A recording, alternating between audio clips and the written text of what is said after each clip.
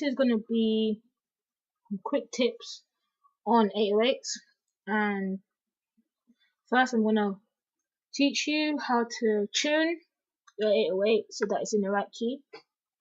Now this is vital when you're making any song to tune your 808s, your snares, most instruments that have short transients and that has many different changes in the sound wave that it may produce, because then it will just sound off with the rest of the instrumental that you have created basically. So here's a couple of 808s. So I'm just gonna make you listen to them. They're not tuned right now.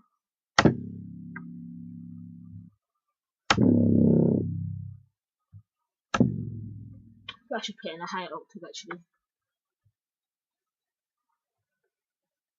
So I'm gonna play in a high octave so you can hear. That's the first one.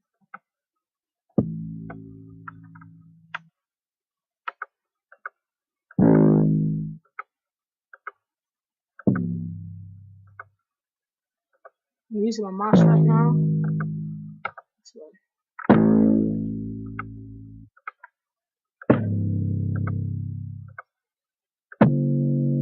Now they all sound off already. They sound like they're gonna clash with the kick and any bass instrument that I have, because they're all not in the right key. So this one already says it's supposed to be F sharp, and I'm pressing C because that's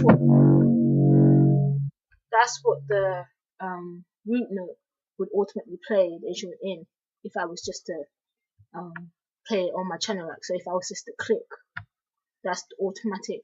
So that's automatic root that it will just go to.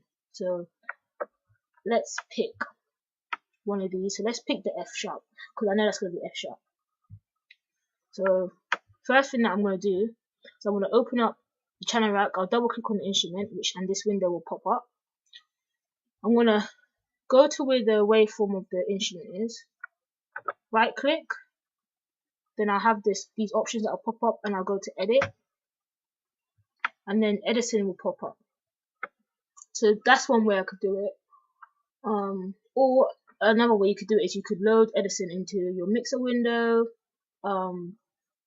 click in some beats into your channel rack, and then play it and record it, and then you'll have the same thing that pop up, but you might have multiple kick sounds because you recorded more than one. So this is just a quick way of doing it, just to get the sample straight away.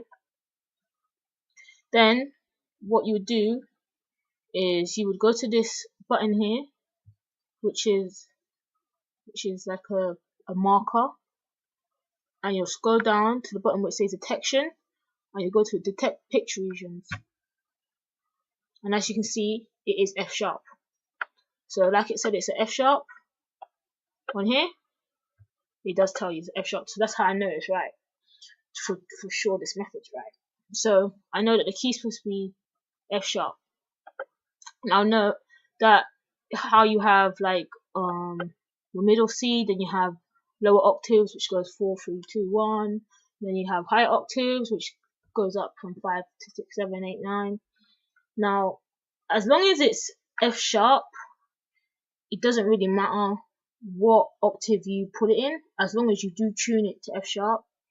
So, like it said on Edison, it said F sharp 2, so that will basically be saying F sharp in the lower octave of 2, and that really doesn't matter. So I'm just going to keep it within my middle C range. I'm just going to find F. So D, E, F. So F is this note here, and I know it's sharp, so I'm going to go up one semitone. I'm going to right click the note, the black note, and here it changed. So before it was on C, and it changed to F sharp here. So now when I play the instrument, I can play the note and it'll be tuned to the right key. So that's F. That's too low, sorry. That's too low. Let's go up.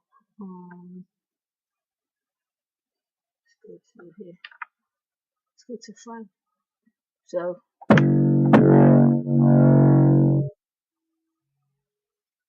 it's tuned. So I'm going to show you another demonstration with another 808. So let's pick this one. Do the same thing. Open it up. Go to this button here. Detect pitch regions. So that will be tuned to a G sharp. That instrument. This one will be tuned to